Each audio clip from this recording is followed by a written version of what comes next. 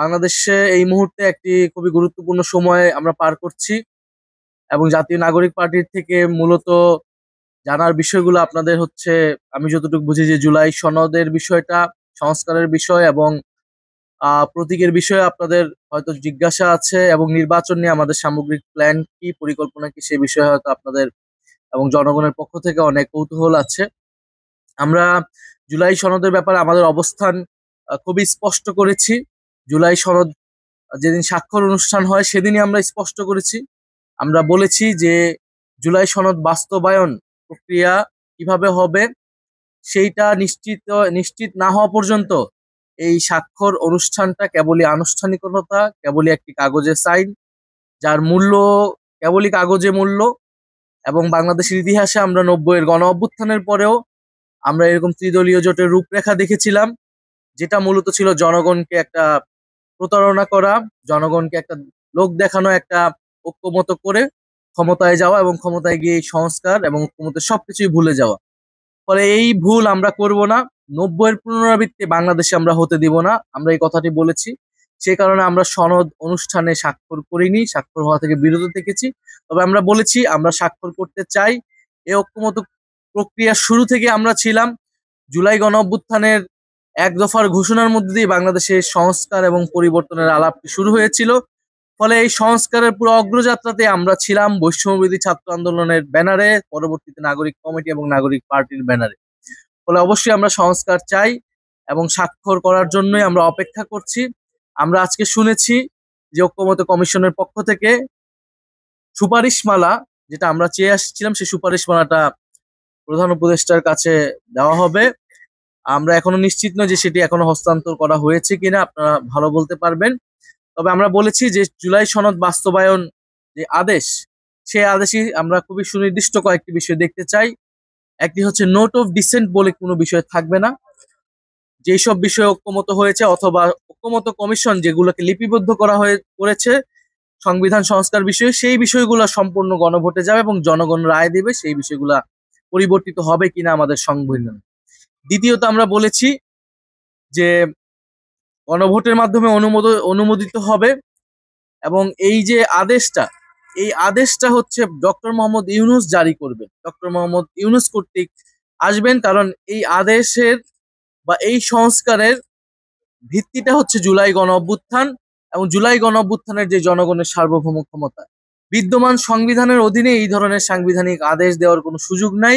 এবং এই ধরনের সাংবিধানিক আদেশ বর্তমান যে প্রেসিডেন্ট আছেন চুপ্পু, তিনি কখনো এটা দিতে পারেন না। তার দেওয়াটা বৈধ হবে না, জনগণের কাছে বিশ্বাসযোগ্য, গ্রহণযোগ্য হবে না। ফলে ডক্টর মোহাম্মদ ইউনূস জুলাই গণ অভ্যুত্থানের বৈধতার জায়গা থেকে এই আদেশটি জারি করবেন, এবং গণভোট হওয়ার পরে পরবর্তী যে সংসদ, সেটা একটা সংস্কার পরিষদ হওয়ার কথা, যেটা সবাই ঐক্যমত হয়েছে, এবং যেখানে সংস্কারকৃত 2026 সংবিধান নামে এই সকল পরিবর্তিত বিষয়গুলো সন্নিবিষ্ট হবে। ফলে আমরা আশা করব যে জুলাই সনদ বাস্তবায়ন আদেশ বা যে সাংবিধানিক আদেশের কথা বলছি আমরা আজকে, যেটা বাস্তবায়ন করবে ঐক্যমত্য কমিশন, আমরা সেই বিষয়গুলো দেখতে পারবো, এবং সরকারের জায়গা থেকে যখন সেই বিষয়গুলো নিশ্চিত করা হবে সেই মাত্রই আমরা জুলাই সনদ, যে জুলাই সনদ তৈরি করা হয়েছে, জুলাই জাতীয় সনদ, সেখানে আমরা জাতীয় নাগরিক পার্টির পক্ষ থেকে আমরা স্বাক্ষর করব এবং আমরা সামনের দিকে আগাতে চাই। দ্বিতীয়ত হচ্ছে যে শাপলার বিষয়ে জিজ্ঞাসা, আমরাও এটা স্পষ্ট করেছি। শাপলা না দেওয়ার বিষয়টা নির্বাচন কমিশনের একটা স্বেচ্ছাচারিতা, কারণ সেই নির্বাচন কমিশন কোনো ধরনের ব্যাখ্যা ছাড়াই তার যদি একটা মনোবাসনা চাপিয়ে দিতে চায়, আমরা ধরে নিব নির্বাচন কমিশন অন্য কোনো শক্তির দ্বারা পরিচালিত হচ্ছে। এই নির্বাচন কমিশন স্বাধীন নয়, এই নির্বাচন কমিশন ন্যায় বিচার করতে সক্ষম নয়, এবং এই নির্বাচন কমিশন আইন অনুযায়ী পরিচালিত হচ্ছে না, গায়ের জোরে পরিচালিত হচ্ছে। ফলে এই ধরনের একটি নির্বাচন কমিশনের অধীনে সুষ্ঠু নির্বাচন সম্ভব কিনা সে বিষয়ে জনগণের মধ্যে প্রশ্ন তৈরি হবে, আমাদের মনে প্রশ্ন তৈরি হবে। কিন্তু আমরা বলছি যে শাপলার যদি আমাদেরকে আইনি সাংবিধানিক ব্যাখ্যা দেওয়া হয়, তখন আমরা অন্য যে কোনো প্রতীকে নিতে প্রস্তুত আছি। তবে আমরা এখন পর্যন্ত মনে করছি যে এখানে কোনো আইন আদায় করে নিতে হয়। যদি নির্বাচনে আমাদেরকে অংশগ্রহণ করতে বাধা দেওয়ার একটা পরিকল্পনা বা ষড়যন্ত্র হিসেবে এটি দেওয়া হয়, ফলে রাজপথে আমাদের একমাত্র জায়গা হবে। কিন্তু আমরা সেটা চাই না, আমরা গণতান্ত্রিক ভাবে আমরা ইলেকশনের মধ্য দিয়ে আসলে সামনের দিকে এগোতে চাই। তৃতীয়ত নির্বাচনের বিষয়ে আমরা আমাদের নির্বাচনী কার্যক্রম থামিয়ে রাখিনি। আমরা নির্বাচনী কার্যক্রম, আমাদের সাংগঠনিক কাঠামো বিস্তৃতির সাথে সাথে আমাদের প্রার্থী বাছাই, স্ক্রিনিং সেগুলো চলছে, এবং আমরা বলেছি যে খুব শীঘ্রই আমরা আমাদের যে প্রার্থী তালিকা আমরা ঘোষণা করব। এবং আমরা চাই যে আগামী সংসদে তরুণদের ভয়েস থাকবে, জুলাই গণ অভ্যুত্থানে যারা বাংলাদেশের বিভিন্ন প্রান্ত থেকে অংশগ্রহণ করেছে তাদের ভয়েস থাকবে।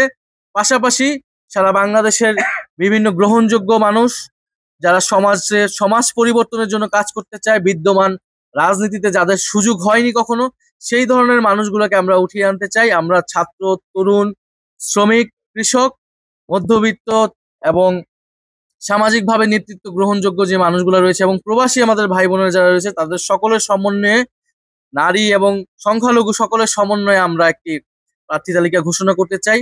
আমরা এখন পর্যন্ত কোনো ধরনের জোটে যাওয়ার সিদ্ধান্ত নেই। যদি আমাদেরকে জোটে যেতে হয়, জোটে যাওয়ার সিদ্ধান্ত নেই, তা অবশ্যই একটা নীতিগত জায়গা থেকে আসবে। ফলে জুলাই সনদ আমাদের খুবই গুরুত্বপূর্ণ একটা মৌলিক জায়গা। জুলাই সনদ বা সংস্কার বিষয়ে আমরা দেখবো যে কারা বাংলাদেশের পক্ষে, জনগণের পক্ষে দাঁড়াচ্ছে এবং আমাদের সাথে সহযোগিতা করছে। সে বিষয়ে, সেই জায়গা থেকে জোটের বিষয়ে বা কোনো ধরনের নির্বাচনী সমঝোতার বিষয়ে আমরা চিন্তা ভাবনা করতে পারি।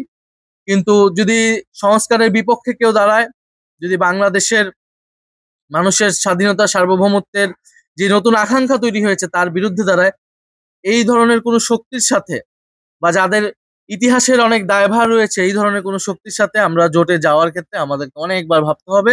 কারণ আমরা একটা নতুন রাজনৈতিক শক্তি, জনগণের অনেক প্রত্যাশা আমাদের কাছ থেকে, আমরাও নিজেদের স্বাতন্ত্র্য নিয়েই দাঁড়াতে চাই।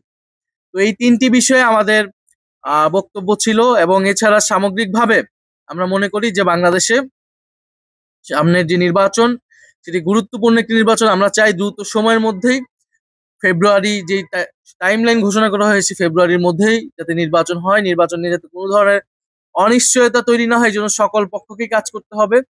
এবং ফ্যাসিবাদী যারা রয়েছে, যারা পতিত শক্তি রয়েছে, তারা নানা ধরনের ষড়যন্ত্র কিন্তু চলমান রেখেছে। নির্বাচনকে ঘিরে তাদের অনেক বড় ষড়যন্ত্র রয়েছে। এবং যদি ক্ষমতার লোভে কোনো দল বা কোনো শক্তি মনে করে তারা এককভাবেই সবকিছু করবে বা এই জাতীয় ঐক্য ভেঙে দিবে বা জনগণের আকাঙ্ক্ষার বিপরীতে দাঁড়াবে, তাহলে কিন্তু হিতে বিপরীত হবে। তারা সংসদ টিকাতে পারবে না, সরকার টিকাতে তাদের কষ্ট হবে, এবং জনগণের যে আস্থা, সেই আস্থাটিও তাদের পাবে না। ফলে সেই জায়গা থেকে আমরা সকল রাজনৈতিক দলের প্রতি আহ্বান করব সংস্কারের পক্ষে। আর সবচেয়ে গুরুত্বপূর্ণ, সংস্কারের পরে আমরা যেটি কথা বলে আসছি, বিচার। এবং সরকারের কাছে আমরা একটা বিচারের রোডম্যাপ চেয়েছি, যে নির্বাচনের আগে অবশ্যই আমাদেরকে বিচারের রোডম্যাপ দিতে হবে। সারা দেশের যে মামলাগুলো রয়েছে, প্রায় ৮ শতাধিক মামলা, সেই মামলাগুলোর কি হবে।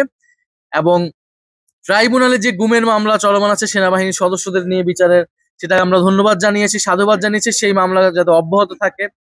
জুলাই গণ অভ্যুত্থানের যে গণহত্যার মামলা, সেটা যাতে অব্যাহত থাকে। ট্রাইব্যুনালের সকল কার্যক্রম যাতে পরবর্তী সরকারের সময় অব্যাহত থাকে, এই ধরনের প্রতিশ্রুতি আমাদের রাজনৈতিক দলগুলোর পক্ষ থেকে এবং সরকারের পক্ষ থেকে আসতে হবে।